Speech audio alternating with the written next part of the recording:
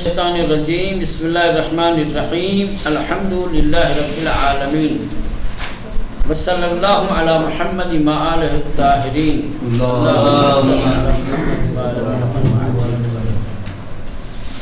ماشاءاللہ ماہ محرم کی 20 دنوں کی چھٹی کے بعد یا 25 دنوں کی چھٹی کے بعد تازہ دم ہو کر کے نئی انرجی اور ارجا لے کر کے آپ لوگ واپس آئے ہیں.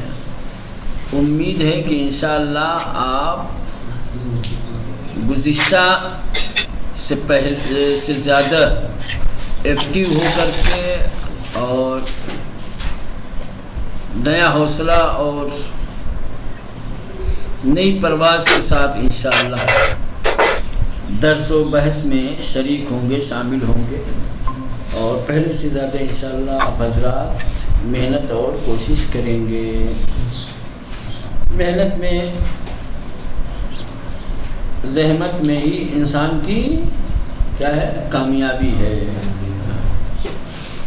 بغیر زحمت اور بغیر محنت کے کامیابی خواب ہے، ممکن نہیں ہے. بصورت آپ لوگوں کو السلام علیکم. علیکم السلام ورحمۃ اللہ.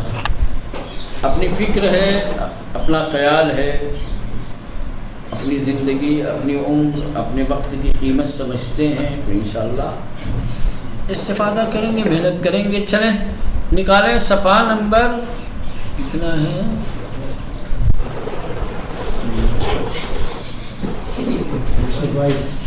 چلے یہ درس دہم 10واں سبق جو ہے اس سے پہلے کا ہے، بالکل 9ویں سبق کا آخری چیپٹر، آخری صفحہ. ٹھیک نکالا؟ ہاں چلیں. مانند مثال باواجے گوناگون جملے بے سازید. نیچے ایک مثال دی گئی ہے، کہا ہے کہ جیسے ہم نے مثال دی ہے اسی طریقے سے کلمہ گوناگون کے ذریعے جملہ بنائیے. یعنی کلمہ گوناگون آپ کو لانا ہے جملے کے اندر اور جملہ بنانا ہے. گوناگون کا مطلب ہوتا ہے طرح طرح، قسم قسم، ہے نا، قسم قسم. ٹھیک، گوناگون یعنی طرح طرح کے، قسم قسم کے. ٹھیک ہے، جیسے کہتے ہیں نا کہ چڑیا گھر کے اندر طرح طرح کے پرندے ہوتے ہیں، باغ میں طرح طرح کے درخت ہوتے ہیں، جنگل میں کیا ہے طرح طرح کے جانور ہوتے ہیں. جیسے پھر کہا جاتا ہے، کہے گا کہ جنگل میں طرح طرح کے جانور ہوتے ہیں، جیسے شیر ہے، ہاتھی ہے، چیتا ہے، گھوڑا ہے نا مولانا.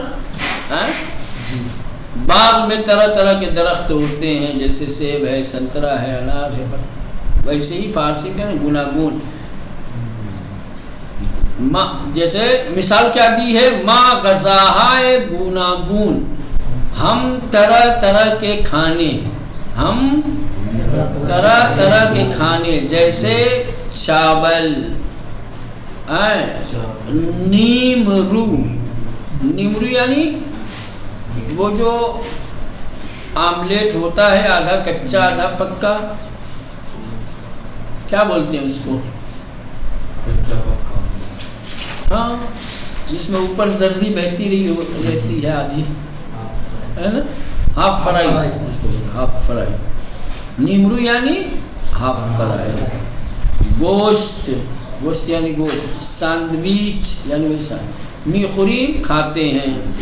کہہ رہے کہ ہم طرح طرح کے کھانے جیسے چاول، ہاف فرائی، گوشت، سینڈوچ کھاتے ہیں. اب یہ نیچے جو کلمات دیے گئے ہیں، ان کلمات کو اوپر کی مثال کی طرح سے ہی کلمہ گوناگون لگا کر کے جملہ بنائیے. مثلا او لباس فروختن، تو کیا کہیں گے؟ او لباس ہائے گوناگون مانند. اب کیا کیا لاؤ گے؟ مانند شلوار، پیراہن، کوٹ، مانتور، جو بھی کہہ لو آپ، ہے نا. کیا کہتا ہے؟ می فروشد، فروختن سے فعل مضارع آتا ہے می فروشد. او آیا ہے شروع میں تو لاسٹ میں کیا آئے گا؟ پہلا سیگا می فروشد. او لباسہائے گوناگون مانند روسری چادر پارچے جو آپ کہہ سکتے ہیں اس میں لا سکتے ہیں آخر میں می فروشد. نمبر 2 در جنگل حیوان زندگی کردن. در جنگل حیوانهای گوناگون مانند شیر فیل شتر کیا رہتا ہے جنگل میں رہتا ہے؟ شتر مرغ گاؤں جو بھی کہہ لیں آپ گاؤں بز شیر ببر آہو خوک. زندگی کردن زندگی می کنند گناگون جہاں آتا ہے یہ کیا نام ہے حیوانہ آیا تھا نا حیوانہ اس کا وہ تھا فاعل رہے گا زندگی می کنند. در این باغ میوه وجود داشتن. در این باغ میوه‌های گوناگون مانند موز سیب انب نارگل جو بھی کہتے ہیں انار لیمون برتقال ٹھیک اور کیا تھا بہت سارے جو اس سے پہلے والی کتاب میں آپ لوگوں نے پڑھا تھا ہے نا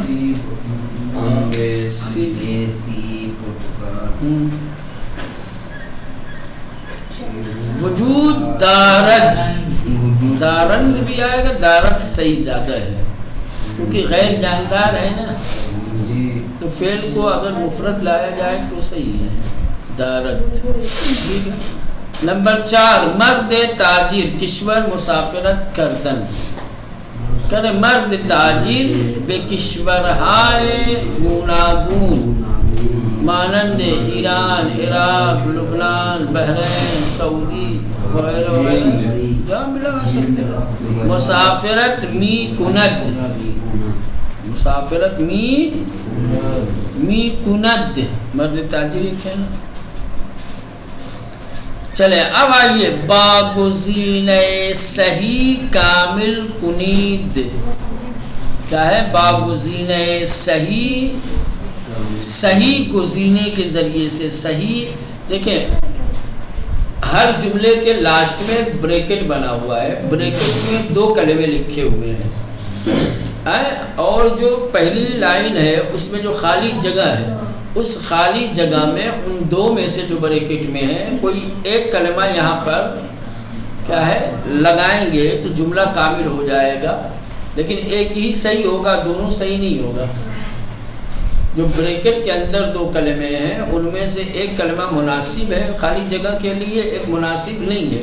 کون مناسب ہے آپ کو وہ انتخاب کرنا ہے اور اس کو خالی جگہ پہ لانا ہے. جیسے وزن دوستم 60 است کلومیٹر است یا کلو گرام کلو گرام وزن کلو گرام ہوتا ہے میٹر نہیں ہوتا ہے. ٹھیک ہے تو وزن دوستم 60 کلو گرام است میرے دوست کا وزن 60 کلو گرام ہے.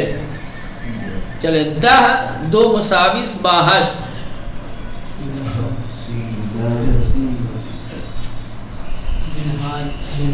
10 2 مساویس منہا احسن منہا یعنی کم 10 میں سے 2 کم کر دیں گے تو یہ برابر بچے گا کس کے 8 کے ہے نا. تو کیا رہے گا یہاں منہا. منہا کا مطلب ہوتا ہے گھٹانا کم کرنا. ٹھیک ہے مولانا. تو 10 منہا 2 یعنی 10 میں سے 2 کم مساویس بہشت 8 کے برابر 10 میں سے 2 کم کر دیں گے تو کتنا بچے گا 8 ہی بچے گا 8 برابر. در جنگل گوناگون زندگی می کنند در جنگل ہاں ہمیشہ جب بھی گوناگون سے پہلے کوئی چیز آئے گی تو وہ بے صورت جمع آئے گی، مفرد نہیں آئے گی۔ نہیں کہیں گے مثلا کہ حیوان گوناگون، حیوان ہائے گوناگون، میں بہائے گوناگون، درخت ہائے گوناگون، ٹھیک احسن۔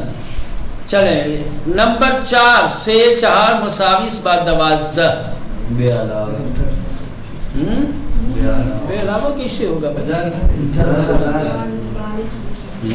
بے علاوہ کا مطلب ہوتا ہے جوڑنا، اتنا اور اتنا کتنا ہوگا؟ تو اب یہ لکھا ہے سے بے علاوہ 4 اگر کہا جائے تو یعنی 3 اور 4 7 ہوگا۔ یہ کیا ہے؟ ضرب ہے۔ کیا ہے؟ سے ضرب در 4، 3 کو جب 4 میں تقسیم کریں گے، آپ ضرب کریں گے، تقسیم کر رہا ہوں، ضرب کریں گے تو کتنا ہوگا؟ 12 ہوگا۔ 3 چوکا 12۔ تو کیا یہاں پہ آئے گا؟ ضرب در۔ کیا آئے گا مولانا؟ ضرب در۔ سے ضرب در 4 یعنی 3 کو جب 4 میں ضرب کریں گے تو مساوی ہوگا یہ کتنے کے؟ 12 کے۔ در کلاس ما 12 در سے فارسی می خوانند، در کلاس ما 12 کیا آئے گا؟ طلبہ آئے گا یا طلبے؟ کیا آئے گا؟ نہ بابو، عدد جب آ جائے، عدد کے بعد جب معدود آئے گا تو ہمیشہ مفرد آئے گا۔ پہلے اگر گنتی آ گئی، عدد آ گئی اور اس کے بعد جس کو گنا گیا ہے وہ آئے گا، اس کا ذکر ہوگا تو وہ ہمیشہ کیا رہے گا؟ مفرد۔ تو یہ قاعدے قانون چھوٹے چھوٹے یاد رکھیے ذہن میں آپ، ٹھیک ہے؟ عدد یعنی گنتی، معدود یعنی جس کو گنا جائے، تو عدد کے بعد جب معدود آئے گا تو مفرد کی صورت میں آئے گا، جمع نہیں آئے گا۔ نہیں کہیں گے کہ مثلا کہ آپ کو اگر کہنا ہے مثال کے طور پہ 5 کتابیں، تو آپ نہیں کہیں گے 5 کتابہ، کیا کہیں گے؟ 5 کتاب۔ 20 درخت، تو نہیں کہیں گے 20 درخت، کہیں گے 20 درخت۔ 10 طالب علم، تو کیا کہیں گے؟ 10 طلبے، نہیں کہیں گے 10 طلبہ، ٹھیک ہے نا؟ تو یہ ہے کہ در کلاس ما ہماری کلاس میں 12 طلبے، در سے فارسی می خوانند 12 طالب علم فارسی سبق پڑھتے ہیں۔ چلے طول آن اتاق 6 و عرض آن 4 است۔ کیا کہیں گے؟ طول آن اتاق 6 متر، متر و عرض آن 4 متر است۔ گرام نہیں آئے گا، طول اور عرض ہمیشہ میٹر سے ہوتا ہے، ٹھیک ہے؟ گرام میں نہیں ہوتا۔ لمبائی اور چوڑائی کی جو پیمائش ہوتی ہے، جو ناپا جاتا ہے تو متر کے حساب سے ہوتا ہے نا۔ تو اب کیا کہیں گے؟ طول آن اتاق 6 متر و عرض آن 4 متر است۔ اس کمرے کی لمبائی 6 میٹر اور اس کی چوڑائی 4 میٹر ہے، ٹھیک ہے؟ پیدرم سے خالی جگہ، پیسرو 2 دختر دارد، فرزندہ فرزند فرزندان، کیا آئے گا؟ فرزند اور دونوں میں فرزند آئے گا پہلے۔ پہلے والے میں کیا آئے گا؟ سے آ گیا ہے، عدد آئے، معدود نہیں ہے، تو اب معدود آئے گا تو کیا لائیں گے؟ مفرد لائیں گے۔ بیدرم سے فرزند، سے فرزند پسر بدو فرزند دختر دارد، نہ فرزندہ آئے گا نہ فرزندان آئے گا، جمع تو دونوں ہے نا، فرزندہ بھی جمع ہے، ہاں کے ذریعے سے، فرزندان جمع الف نون لگا کر کے جمع بنایا، تو فرق نہیں پڑتا، کوئی بھی جمع ہو، جمع نہیں آئے گا۔ جب عدد آ جائے گی تو عدد کے بعد معدود مفرد لائیں گے، واحد صورت میں لائیں گے، فرزند لائیں گے، فرزندہ یا فرزندان نہیں لائیں گے۔ پدرم سے فرزند پسر، میرے باپ 3 بیٹے اور 2 بیٹیاں رکھتے ہیں۔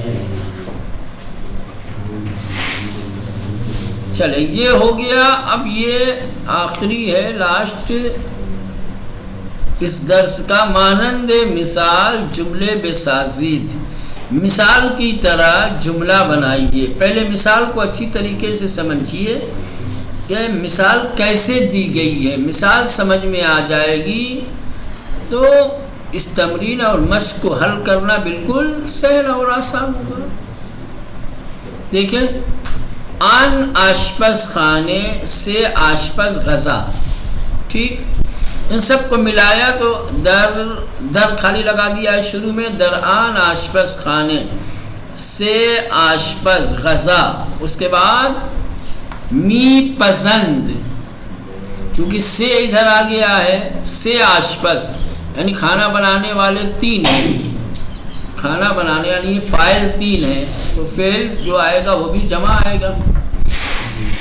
دران آشپز خانے، اس باورچی خانے میں 3 باورچی کھانا بناتے ہیں، ٹھیک۔ اب آپ کو نیچے والا اسی کے اعتبار سے اسی مثال کو ذہن میں رکھ کر کے یا سامنے رکھ کر کے جملے بنائے ہیں۔ آنجا بس نجار کار، کیا کہیں گے؟ در آنجا، در آنجا یعنی وہاں پر، در آنجا بست نجار، بست نجار کار، می کنند، بست آ گیا نا، بست می کنند،